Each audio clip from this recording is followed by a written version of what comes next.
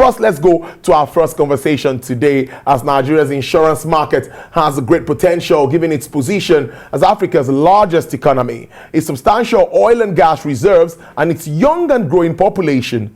But the country's insurance sector remains largely, well, many will say underdeveloped, with insurance penetration still at 0.5% to GDP.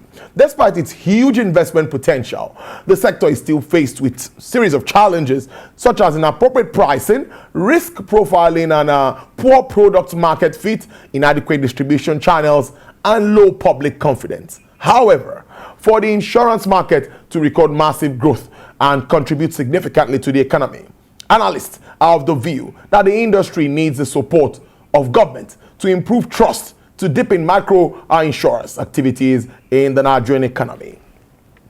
Now, joining me live in our Lagos studio to give insight into the prospects and challenges of Nigeria's insurance industry is Mr. Rotimi Edu. He's the 21st president of the Nigerian Council of Registered Insurance Brokers, the umbrella body of all registered insurance brokers in Nigeria. He's also a chartered insurer from the Chartered Insurance Institute, London, and an insurance broker of repute with over 35 years experience spanning the insurance industry. A barrister at law, Mr. Edu was past president of Lagos Lawn Tennis Club and current chairman of the Association of National Institute of Policy Strategic Studies, Lagos chapter. Let me welcome Mr. Rotimi Edu. Good afternoon, sir. It's good to have you in the studio. Good afternoon. Nice having me. Yes, before I go into some specifics, as a professional in the sector, 35 years, that's no small time. Give us an overview, review of Nigeria's insurance sector. How have we fared? How have we done? Before we now come to the NSAS thing and all that happened last year and now brought insurance, everybody now knew that. Even the SMEs knew that I got to get my stuffs insured. Well, thank you. Looking at it from years back when Nigeria, started from the British colonization to having its independence, and insurance started rearing its head in the economy.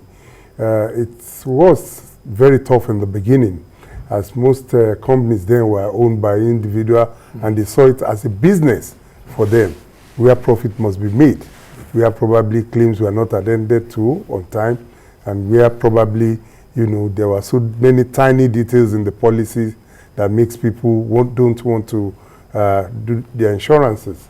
But sooner than later, there has been tremendous growth in the industry. All, thanks to the regulation by government. Government has been able to shapen it up. And then self-regulation within the industry itself has in a long way affected the progress and the deliverables in insurance, because the practice then has changed. Now claims are being paid promptly. Now people are coming to understand the need for insurance. Now people also know that it forms a very basic and vital instrument in the development of the economy. And government itself is not unaware of the fact that government's properties, assets, and life must also be insured. So all these have added value to the growth of insurance, and we are at the verge of taking the rightful position in the money market. I can assure you of that. In other climes, it's insurance companies that own banks. It's insurance investments that creates a good platform for the growth of the economy.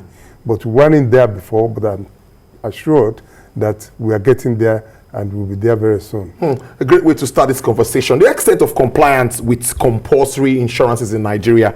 I want to ask you challenges that are being faced with it in its implementation. Well, the compulsory insurances, honestly, was even long overdue before it came, because in some other climates they are self-assumed, that yes, I cannot live in a house without insuring it. I cannot do but insuring my car.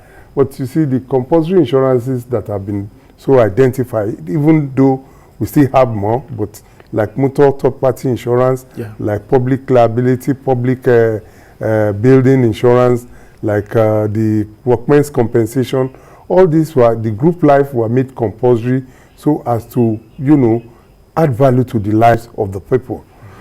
In the area of compulsory insurance, the acceptance has been very low. Very low because of so many challenges we have around us. Let me use the motor insurance as an example. You find out that motorists are not ready to comply with motor insurance before they will even go as far as, amending the certificates they used last year.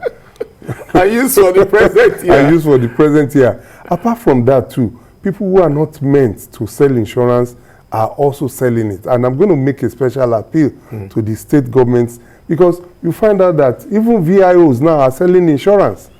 And you think that what they are selling is the right thing. It is not. Some of these insurances flying around local government areas, they are just, putting monies into people's pockets. And you will find out that even if you go out as I'm speaking, you will see some insurance certificates that the insurance companies are already defunct. And in trying to, put a stop to this, there has been so many efforts by the insurance industry. Good. But I know that we are going to get there, because regulation without punishment sometimes may, be relaxed. But if at the end of the day, the new law that is being, proposed comes out, and we are able to, get rid of these charlatans, like I would say, it will be very good. And then technology is also helping us now, because with technology, a lot of these shortcomings would have been taken out of the way. And then we can, because now, for instance, the NID platform that the National Insurance Commission and the NIA are organizing, once you pay your insurance, you get an alert on your phone. That means it is genuine. So if you go out and buy insurance from a tout or from the roadside, it doesn't go into the system. So you won't get an alert. And I'm sure that one or two gadgets too are being installed now all over the state.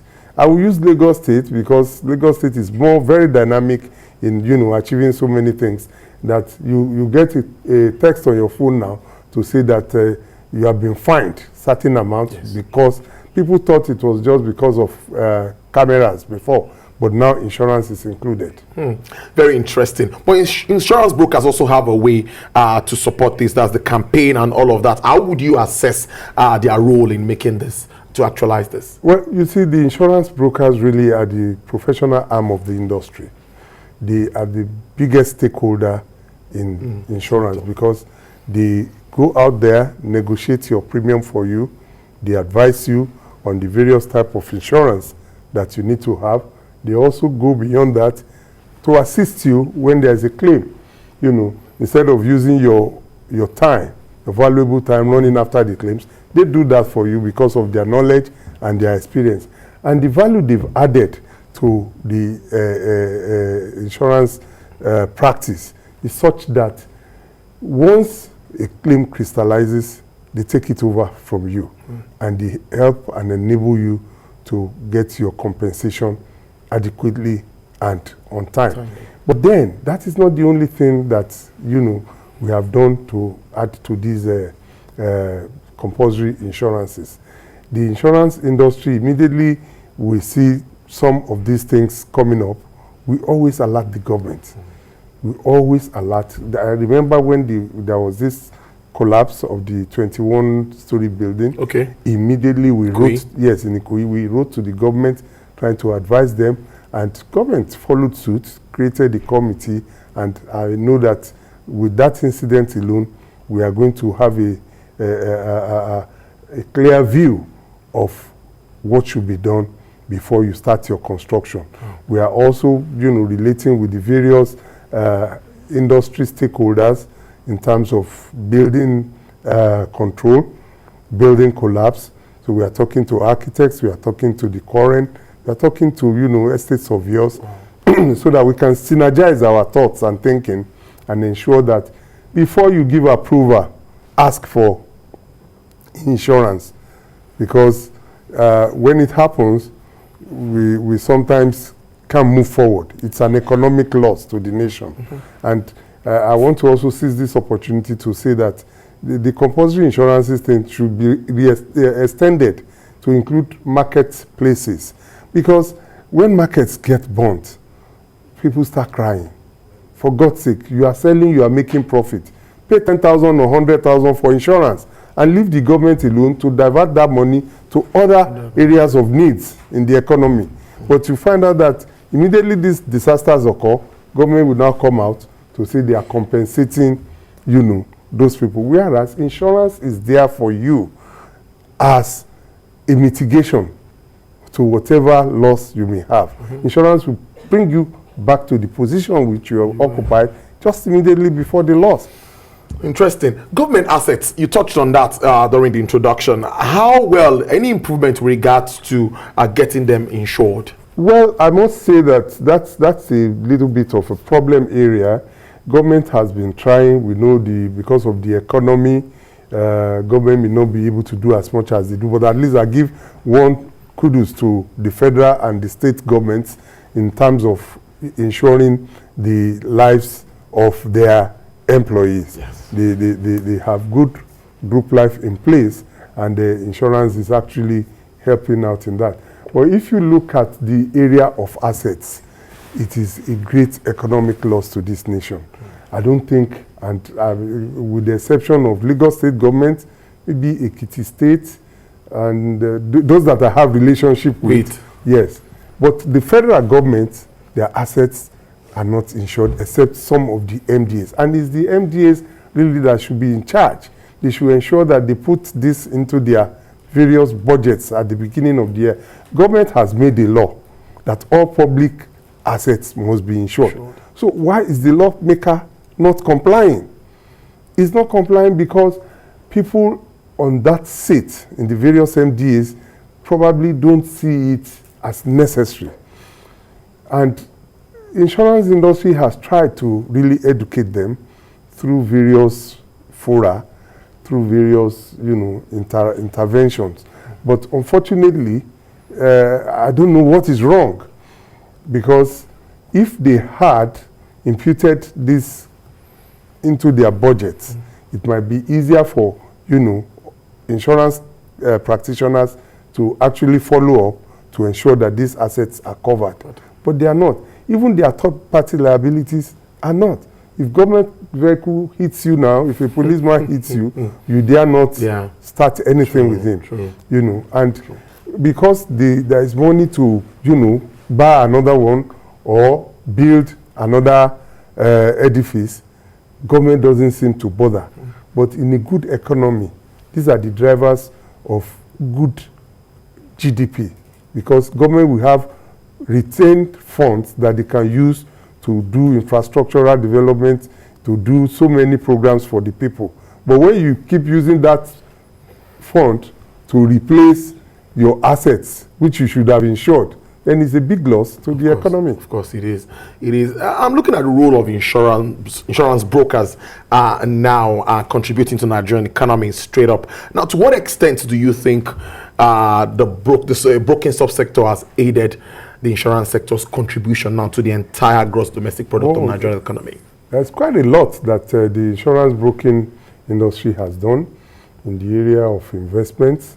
We have continued to investment because most of the funds that are accumulated by insurance brokers goes into real estate and a lot of other investment that helps the economy. Apart from that, the insurance brokers are also great employers of labor.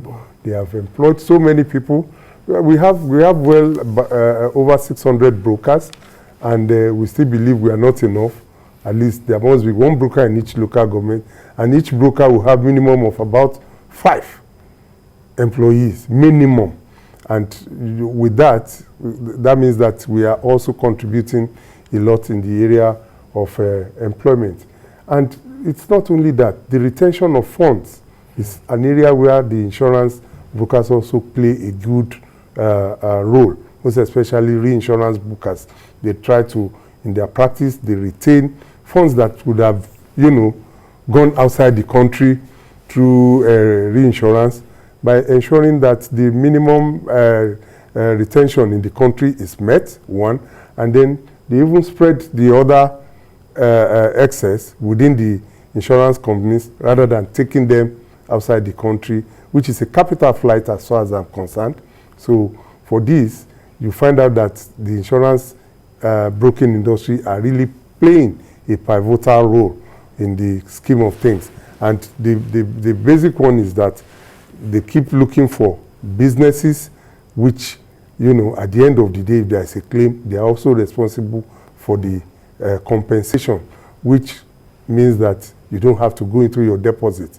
So they are trying to, they are also creating usable fund for the government when it comes to, their practice. Brilliant stuff. Almost finally, let's now look at the industry, how it speaks to insecurity. We know what's happening in the country. We saw what happened last year. I said that earlier, the NSAS thing, a lot of damages and all of that. Now, how does the insurance industry speak to the ongoing insecurity which we face as a country?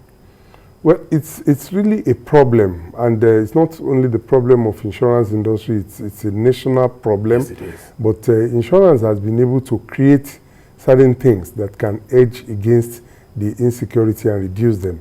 First and foremost, with properties, if you are well insured, you should feel secured. Yes. That's my belief. That's true. For a businessman, if you are in trade or you are in import and export, and you make sure that you do your investments very well, your insurances are in place, then the insecurity of losing your fund is there. Now, coming to human lives, insurance has been able to design some products, like the kidnap and ransom insurance policy is there for people who think they are they are exposed, or you want to use it to cover your key directors that you think might, be kidnapped, or, when ransoms come out, you don't have to take such money from your balance sheet. Okay. You rather pass it on to insurance industry. And then in the areas of, general public safety, insurance has been doing a lot of social responsibility thing. I remember that we have, most times organized forums and seminars to tell people how to reduce risk, because risk actually is our major business. How do you cover risk? Insecurity is a risk. And in doing that, a lot of things are put in place, by the insurance industry to ensure that the public is educated. Because the lesser the occurrence, the more profitable it is for the insurance industry. Yeah. So once you have an engagement with an insurance company on whatever class of business, you will also be able to benefit from those aspects that will prevent the occurrence of that risk. We'll do risk rating and we'll be able to advise you. Some buildings are there without fire extinguisher. True. Your policy can be warranted, and that also is part of the things that you can benefit when you have an engagement with insurance in your business. Insecurity as to kidnap and ransom, I've said that, but there are other areas of insecurity. Even food security is not guaranteed. But if you ask me, the National Insurance Corporation, AGRIC, Nigerian Agricultural Insurance Corporation, is there, so assisting the farmers in their engagement, taking risks, making sure that they cover their investment in the area of agriculture. And when there is a loss, whether natural or artificial, once it is genuine, the company comes to the aid. And government has also tried in that area by giving discounts on the premium to be paid. These are efforts that are being made to ensure that security of life and property is guaranteed through insurance. Before I let you go, National President, let's. What are your projections for the sector? Seems to be like a good year. 2022, COVID slightly getting out of it, and there's a little bit of movement and all of that. What is your projection for the insurance sector as we move on? Well, I think. And what should they also expect from you, your members? It's good. It's good. I project that in the nearest future, like I said earlier, we are moving towards that. That promised land. Yeah. Because in the past, the COVID is there. Not only the COVID, a lot of insecurity issues have also affected insurance. In the first quarter of last year, we were like 4% down. But by the second quarter of 2021, it has increased to about 12%, which is a pointer that this year will be better, there will be growth. And once the economy is stable, you find out that it gives room for improvement in whatever aspect of the economy. Insurance is still underbought in Nigeria, or let me say undersold in Nigeria.